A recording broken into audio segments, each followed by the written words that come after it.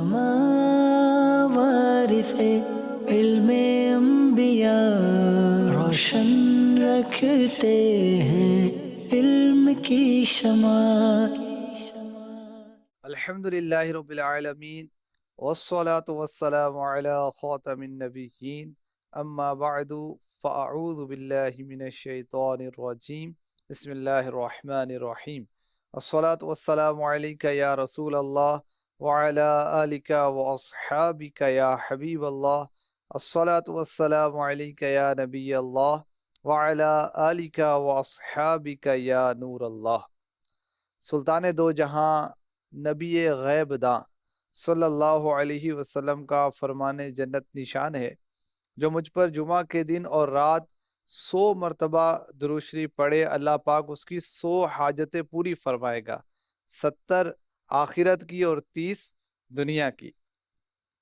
اور اللہ پاک ایک فرشتہ مقرر فرما دے گا جو اس درود پاک کو میری قبر میں یوں پہنچائے گا جیسے تمہیں تحفے پیش کیے جاتے ہیں۔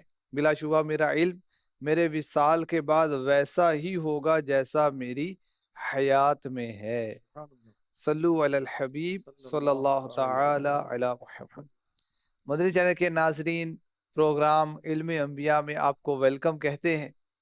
انبیاء کرام علیہم الصلوۃ والسلام کے علوم کا ذکر خیر اس پروگرام میں ہم کرنے کی، سننے کی سعادت حاصل کیا کرتے ہیں۔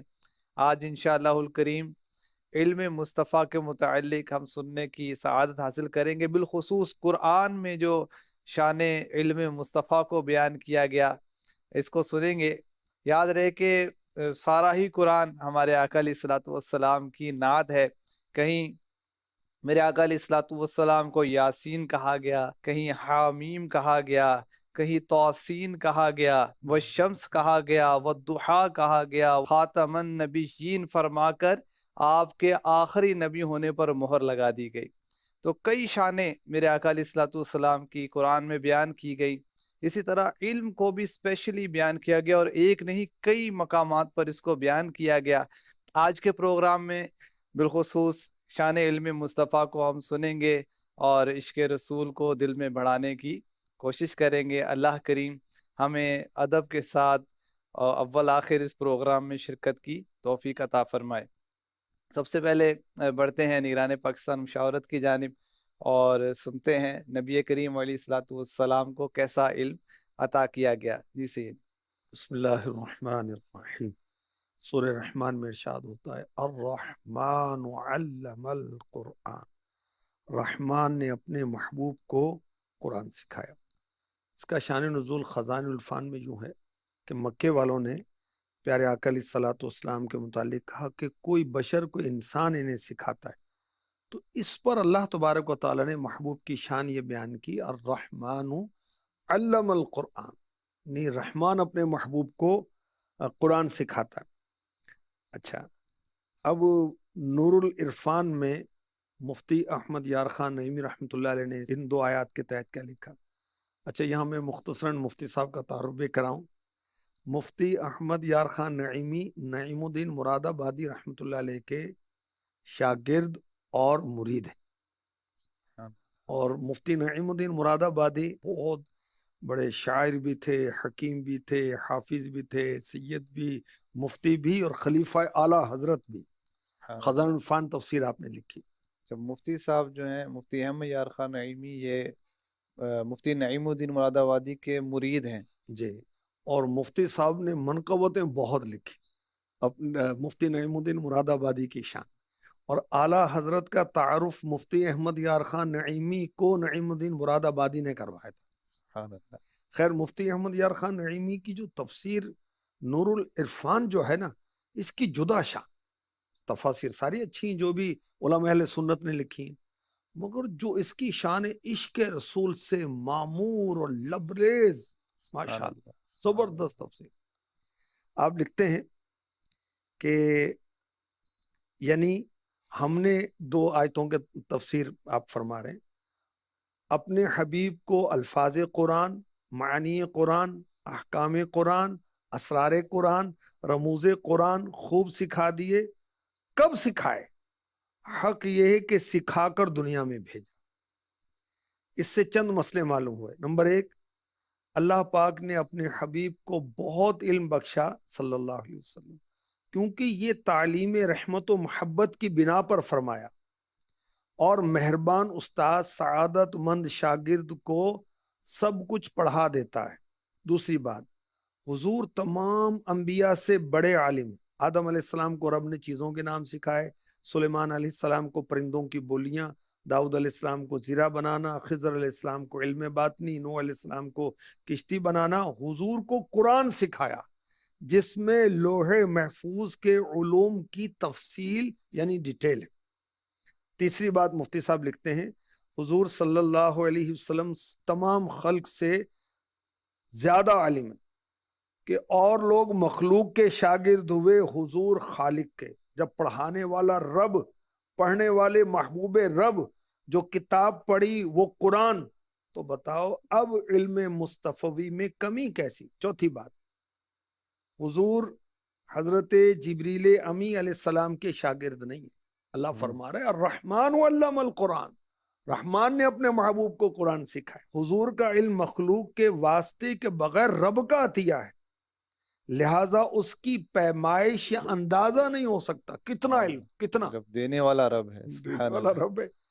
اچھا، اور مزید مفتی صاحب فرماتے ہیں یہ بھی معلوم ہوا کہ حضور صلی اللہ علیہ وسلم کو متشابہات قرآنیہ کا علم دیا گیا جب سارا قرآن رب نے سکھایا۔ الرحمن علم القرآن، اللہ نے اپنے محبوب کو قرآن سکھایا۔ کتنا سکھایا؟ سارا سکھایا۔ تو اس میں متشابہات، حروف مقطعات وغیرہ، الف لام میم، الف لام را وغیرہ، جو یہ سب جتنا بھی علم تھا، اچھا حروف مقطعات کے علاوہ بھی متشابہات کا علم ہے نا قرآن میں، تو سب اللہ تعالیٰ نے اپنے محبوب کو سکھا دیا۔ اللہ اکبر۔ اور سورہ رحمان کی اگلی 2 آیات میں شان علم مصطفیٰ کا کیا بیان ہوا؟ خلق الانسان علمہ البیان، انسانیت کی جان محمد کو پیدا کیا صلی اللہ تعالی علیہ وسلم۔ ما کان وما یکون کا علم انہیں سکھایا، اور تفسیر خازن کے حوالے سے ہے کہ انسان سے اس آیت میں سید عالم محمد مصطفیٰ مراد ہیں۔ اور کیا بیان سکھایا؟ کیا سکھایا؟ بیان کیا سکھایا؟ ما کانا وما یکون، جو ہو چکا جو ہوگا۔ جب بھی ہم کہتے ہیں عالم ما کانا وما یکون، میرے مصطفیٰ صلی اللہ علیہ وسلم، نبی کریم صلی اللہ علیہ وسلم اولین و آخرین کی خبریں دیتے تھے۔ مفتی احمد یار خان نعیمی رحمۃ اللہ علیہ فرماتے ہیں ان آیتوں اور تفاسیر سے معلوم ہوا قرآن پاک میں سب کچھ ہے، اور اس کا سارا علم حضور نبی کریم صلی اللہ علیہ وسلم کو دیا گیا۔ حضور اگر اسی مفہوم کو ہم دیکھتے ہیں سورہ انعام میں جو ارشاد ہوا ما فرطنا فی الکتاب من شیء، تو اس کتاب میں ہم نے کوئی چیز ایسی نہیں ہے کوئی جس میں کوئی کمی چھوڑی ہو، یعنی ہم نے اس کتاب میں کسی شے کی کوئی کمی نہیں چھوڑی۔ اب جو یہ قرآن میں کتاب کہا گیا تو تفسیر میں ہے کہ یا لوح محفوظ مراد ہے یا قرآن پاک مراد ہے۔ ان 2 جگہوں پر ہر چیز کا بیان موجود ہے، اور اس کا علم پیارے آقا علیہ الصلوۃ والسلام کو دیا گیا، تو پتہ چلا کہ ہر چیز کا علم پیارے آقا علیہ الصلوۃ والسلام کو دیا گیا ہے۔ اشعار سنو والا حضرت۔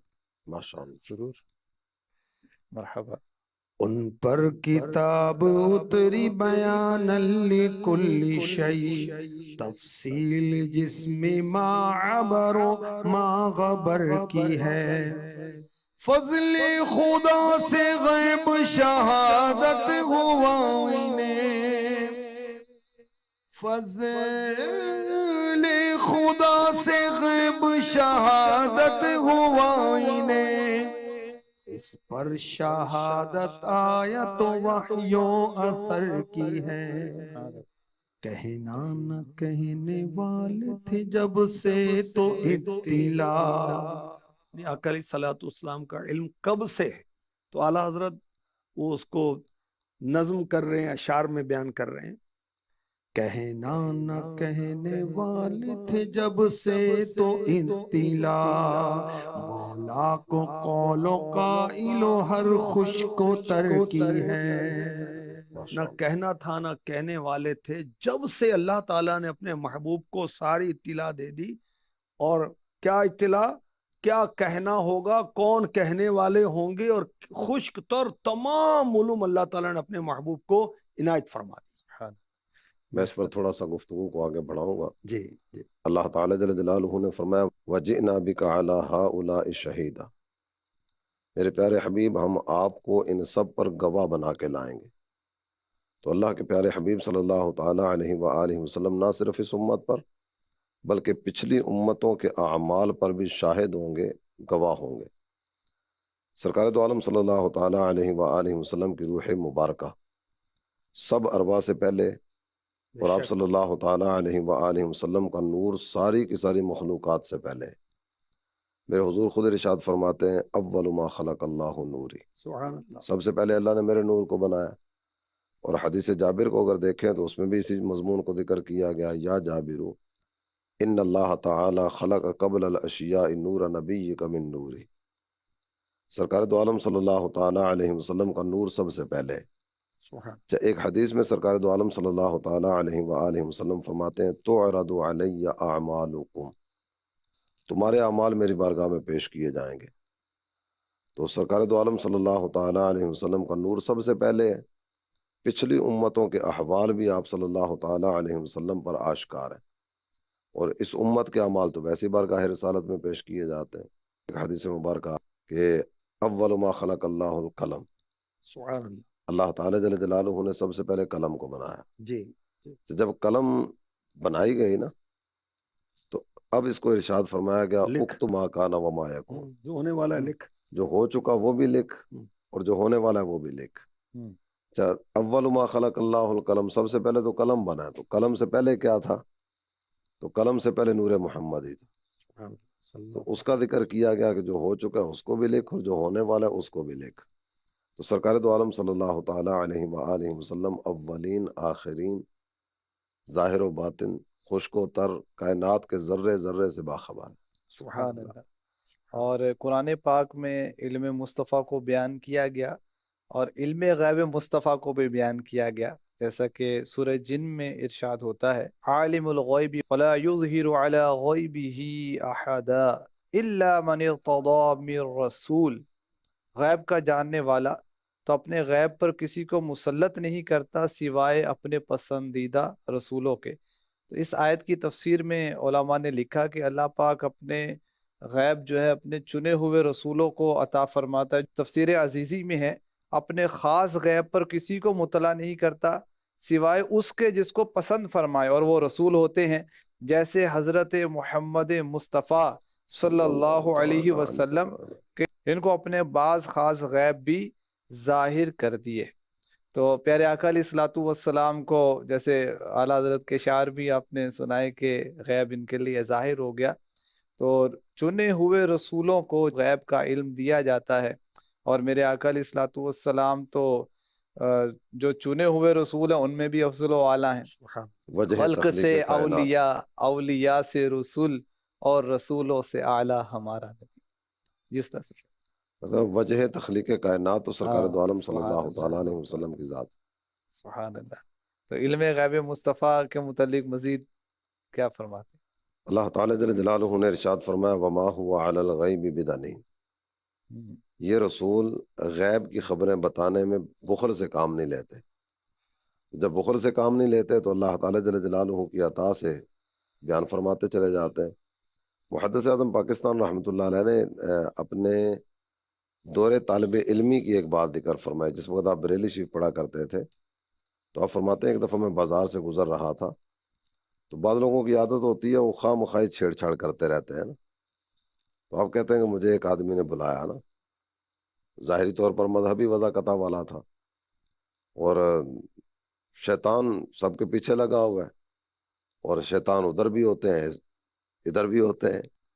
تو محدث اعظم پاکستان رحمۃ اللہ علیہ کو اس نے روکا، ادھر ادھر سے کیا مراد ہے؟ جنات میں بھی انسانوں میں بھی۔ صحیح۔ نہیں، بعض انسان کتابیں کھول کھول کے آیات پڑھ پڑھ کے احادیث تفاسیر پڑھ پڑھ کے سرکار دو عالم صلی اللہ تعالیٰ علیہ وسلم کی شان و عظمت کو تلاش کرتے ہیں، اور کچھ جو وہ تنقید کی اینک لگا کے کہ جہاں کو کمی والی بات نظر آئے گی، جہاں کو اس طرح کا وہ کھینچ تان کے بھی نکال کر لے آئیں گے۔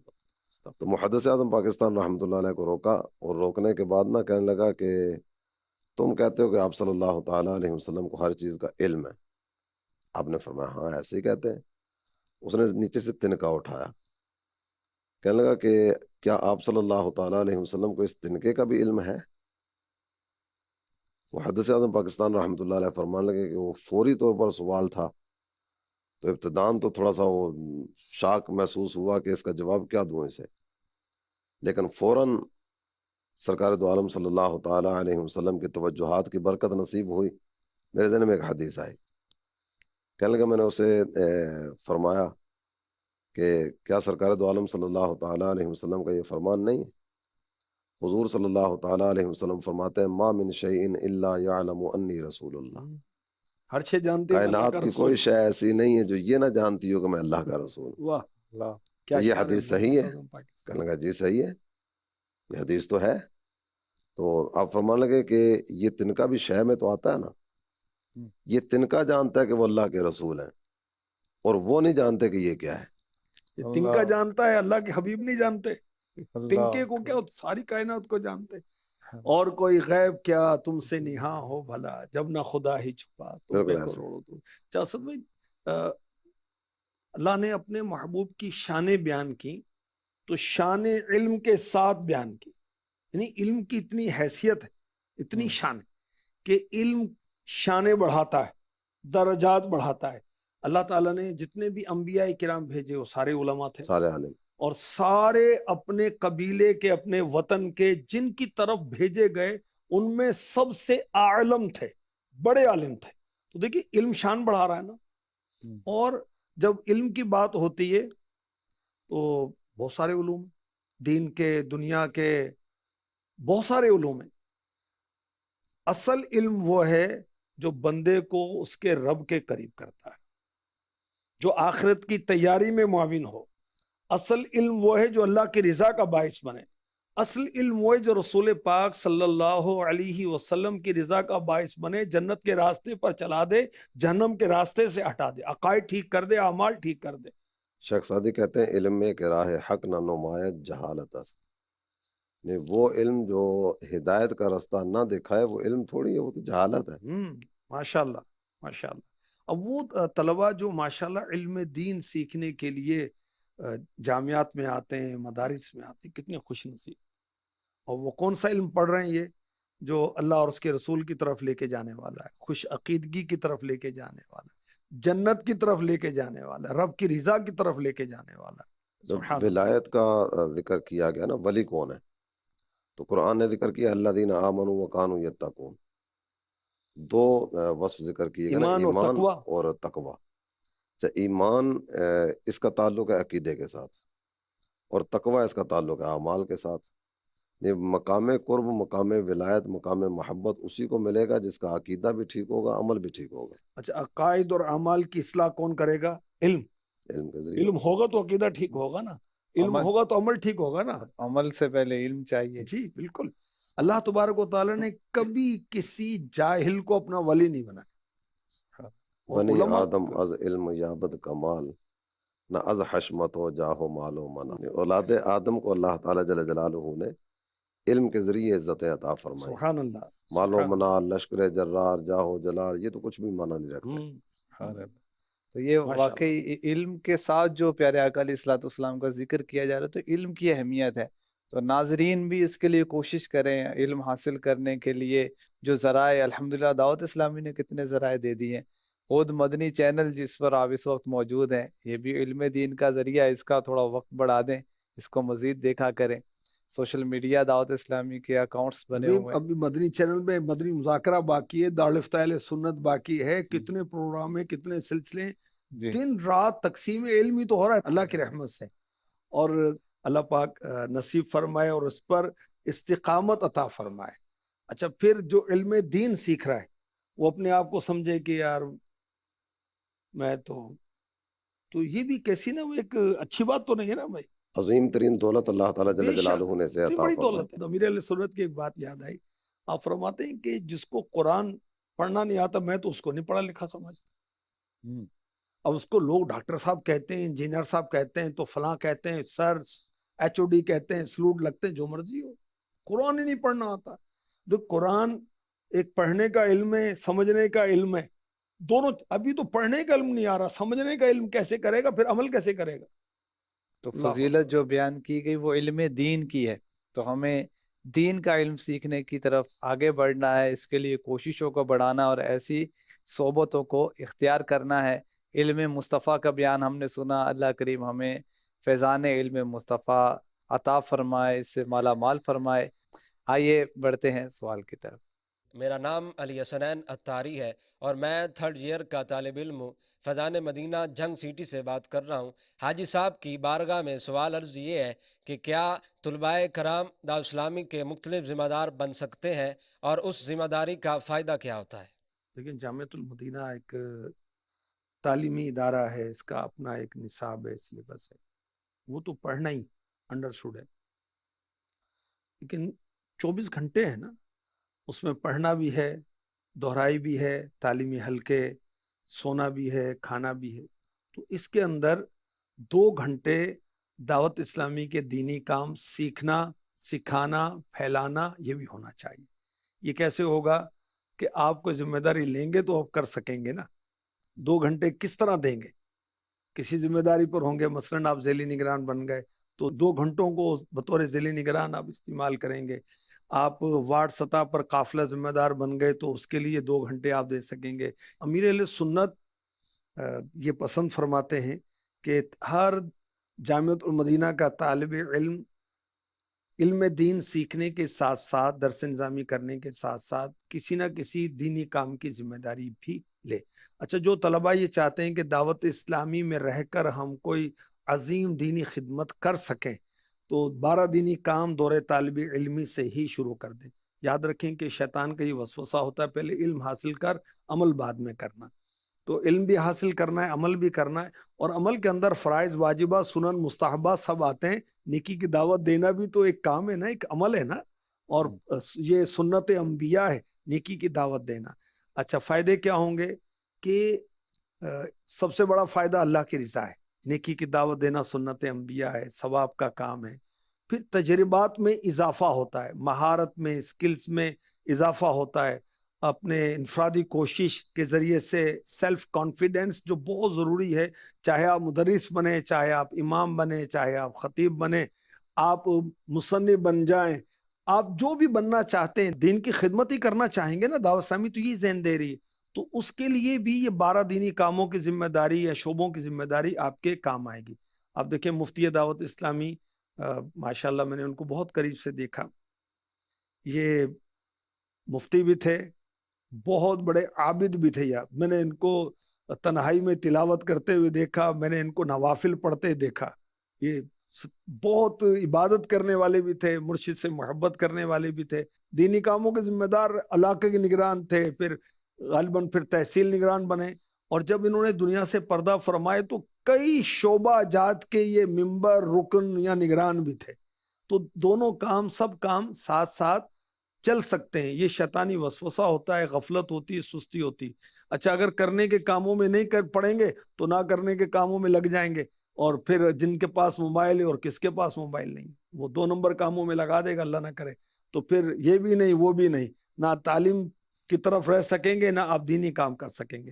اور آپ دینی کام کی ذمہ داری لیں گے تو نگرانوں کے مدنی مشوروں میں باقاعدہ باضابطہ آپ کو شامل ہونے کا موقع ملے گا، اور نگران کی نظروں میں آئیں گے تو انشاءاللہ آگے بھی دینی کام کی ترقی آپ کو ملے گی، تجربہ بھی ملے گا انشاءاللہ الکریم. اللہ نصیب فرمائے. وہ اپنے جو متعلقہ ذمہ دار ہیں، نگران ہیں، ان سے رابطہ کیجئے اور تنظیمی ذمہ داری حاصل کر کے دینی کاموں میں مصروف ہو جائے. وَجَعَلْنَا لِلْمُتَّقِينَ إِمَامًا، یا اللہ مجھے نیکوں کا امام بنا دے. تو اگر کوئی نگرانی کے لیے دعا کرتا ہے کوئی حرج نہیں ہے، تمنا کرتا ہے کوئی حرج نہیں، مگر کس لیے؟ میرا ثواب بڑھ جائے، میرا اجر بڑھ جائے. بڑی ذمہ داری جو ہے ثواب بھی تو بڑا لاتی ہے نا. تو اگر آپ سیکھ تو رہے ہیں، ساتھ میں یہ کام بھی کریں گے تو انشاءاللہ الکریم آپ کا اجر و ثواب بڑھ جائے گا. اللہ نصیب کرے، اللہ نصیب کرے. بڑھتے ہیں اگلے سیگمنٹ کی طرف، جس کا نام ہے ایک آیت ایک عقیدہ.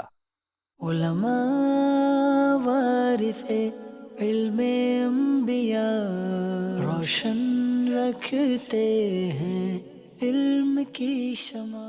صلو علی الحبیب صلی اللہ تعالی علی محمد وعلی آلہ وصحبہ وبارک وسلم۔ اے عاشقان رسول، اللہ کے پیارے حبیب صلی اللہ تعالی علیہ وآلہ وسلم پاک پشتوں سے پاک پشتوں کی طرف منتقل ہوتے چلے آئے۔ ہمارے آقا صلی اللہ تعالی علیہ وآلہ وسلم کے والد گرامی حضرت عبداللہ، ہمارے حضور صلی اللہ تعالی علیہ وآلہ وسلم کی امی جان حضرت آمنہ، ان سے لے کے حضرت آدم علیہ السلام اور ہم سب کی امی جان حضرت حوا تک، میرے آقا کے والدین میں سے کوئی ایک بھی ایسا نہیں جس نے کسی بت کے سامنے سجدہ کیا۔ قرآن پاک میں اللہ تعالی جل جلالہ نے ارشاد فرمایا وَتَوَكَّلْ عَلَى الْعَزِيزِ الرَّحِيمِ الَّذِي يَرَاكَ حِينَ تَقُومُ وَتَقَلُّبَكَ فِي السَّاجِدِينَ۔ میرے پیارے حبیب، آپ بھروسہ کیجئے اس رب پر جو غالب اور مہربان ہے، وہ جو آپ کو قیام کی حالت میں دیکھتا ہے، اور وہ جو نمازیوں میں آپ کے دورے کو دیکھتا ہے۔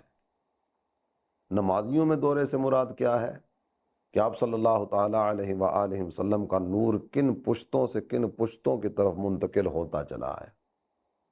میرے آقا فرماتے ہیں لم یسجد آبائی علی الاصنام قط، میرے آبا میں سے کوئی ایک بھی ایسا نہیں جس نے کسی بت کے سامنے سجدہ کیا۔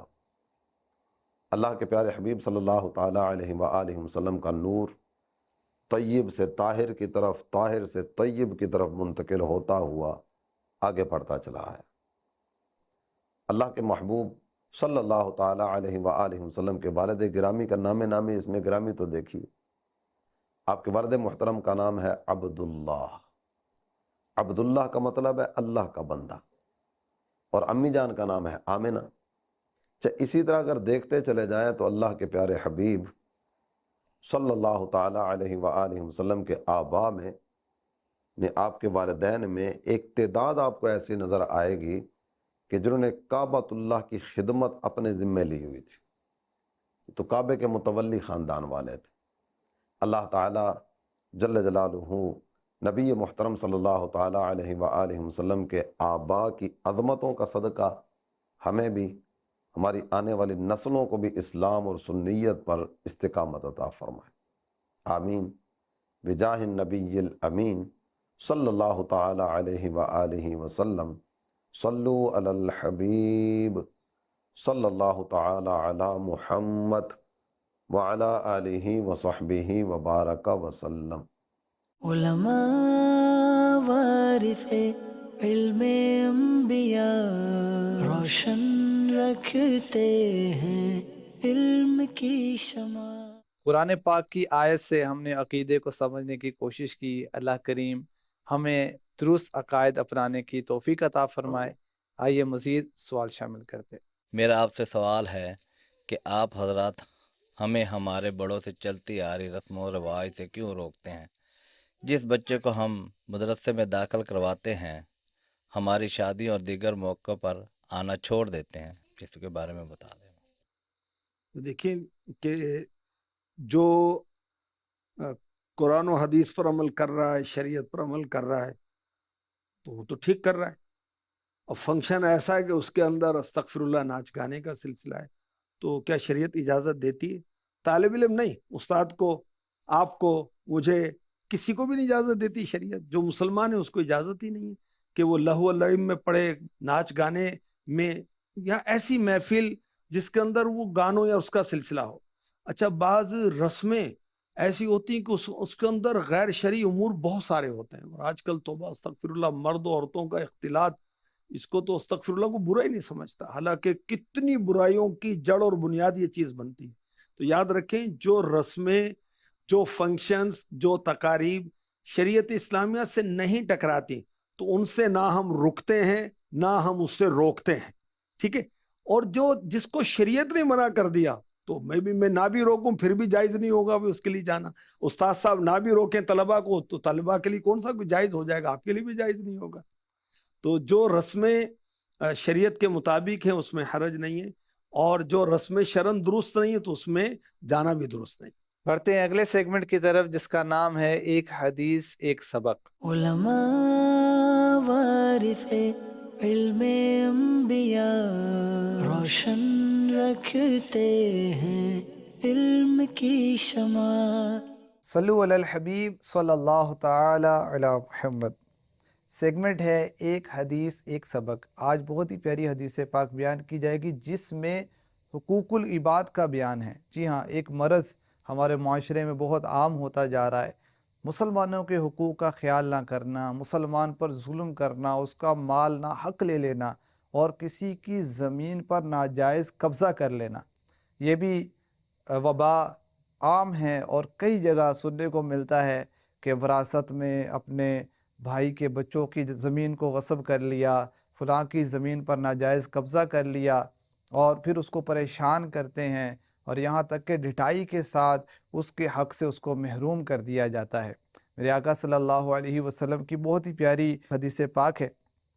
فرمایا ایما رجل ظلم شبرا من الارض کلفہ اللہ عز وجل ان یحفرہ حتی یبلغ آخر 7 ارضین ثم یطوقہ الی یوم القیامہ حتی یقضى بین الناس. جو شخص ظلماً بالشت بر زمین لے لے, اللہ پاک اسے اس بات کا پابند کرے گا کہ اسے 7 زمینوں کی تہ تک کھودے, پھر قیامت کے دن تک اس کا توق یعنی ہار پہنائے گا حتیٰ کہ لوگوں کے درمیان فیصلہ کر دیا جائے. اس حدیث پاک کی شرح میں مفتی احمد یار خان نعیمی رحمۃ اللہ علیہ فرماتے ہیں یہ شخص خود 7 تہ زمین تک بورنگ کرے اور خود ہی اپنے گلے میں ہار بنا کر پہنے پھرے, الی یوم القیامہ سے مراد قیامت کا آخری حصہ ہے. شارح بخاری حضرت امام قسطلانی رحمۃ اللہ علیہ فرماتے ہیں ایک قول یہ ہے کہ اس شخص کو زمین میں دنسا دیا جائے تو غصب کی ہوئی زمین اس کی گردن میں ہار کی طرح ہو جائے گی. ایک اور شرح یہ بھی کی گئی کہ اس کی گردن کو بڑا کر دیا جائے گا یہاں تک کہ وہ اتنی ہو جائے, یا یہ کہ اس شخص کو اس بات کا مکلف بنایا جائے گا کہ وہ اس کا توق بنائے اور وہ اس کی طاقت نہ رکھتا ہوگا تو یوں اس کو عذاب دیا جائے گا. اعلیٰ حضرت نے بڑی چوٹ کرنے والی بات ارشاد فرمائی کہ اگر ہم دنیا میں غور کریں کہ 1 2 من یا 20 25 سیر ہی مٹی کے ڈیلے اگر گلے میں باندھ دیے جائیں اور تھوڑی دیر کے لیے ہمیں چھوڑ دیا جائے, کتنی تکلیف میں ہم مبتلا ہو جائیں گے.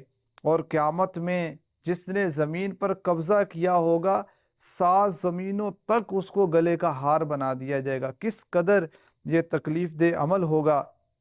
آج ہو سکتا ہے کہ زمین پر قبضہ کرنا آسان ہو سکتا ہے کہ قانونی کارروائی میں بھی آپ جیت جائیں, لیکن یاد رکھیے کہ قیامت کے دن جو عدالت قائم ہوگی اس میں سب کو حساب دینا پڑے گا.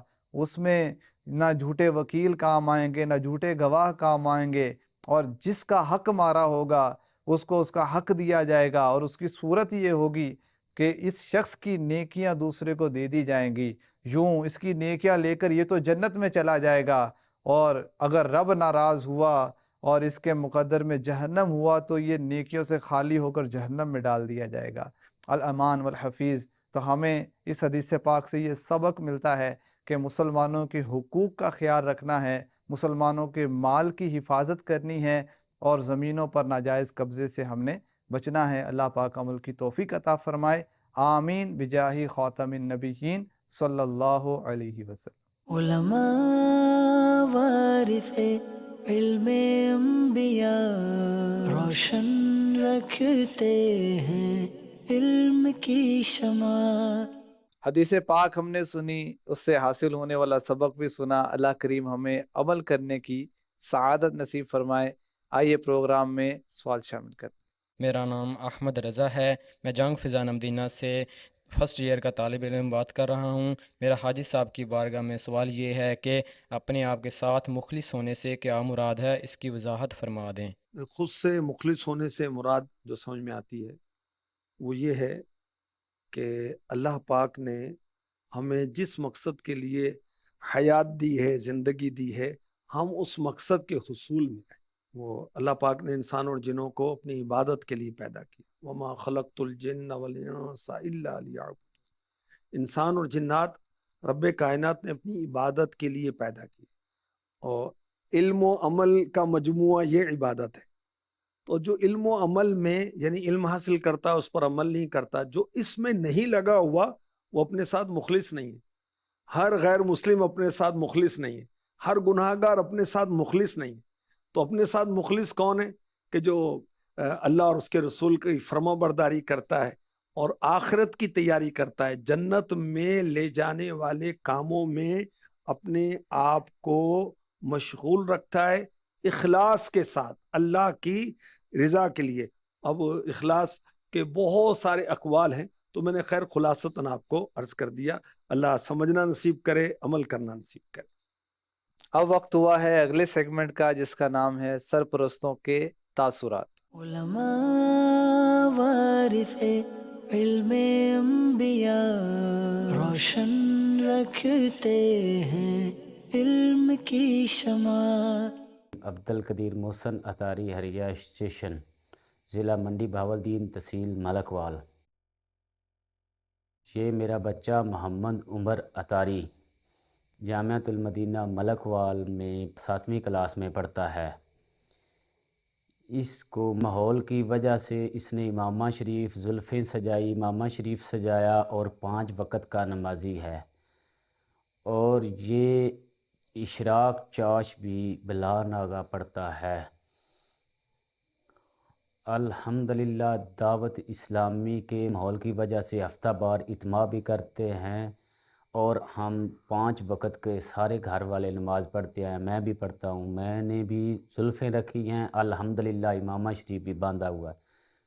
امیر اہل سنت کی وجہ سے الحمدللہ ہم میں بہت تبدیلی آئی، اور الحمدللہ پورے حریہ اسٹیشن میں بہت تبدیلی آئی۔ الحمدللہ اس ماحول کی وجہ سے ہمارے محلے کے 5 بچوں نے داخلہ لیا ہے، اور اللہ تعالیٰ امیر اہل سنت کی وجہ سے سب کو برکتیں عطا فرمائے، امیر اہل سنت کو شاد و آباد رکھے۔ علماء وارث علم انبیاء، روشن رکھتے ہیں علم کی شمع۔ آج کا سوال بھی نوٹ کر لیجئے۔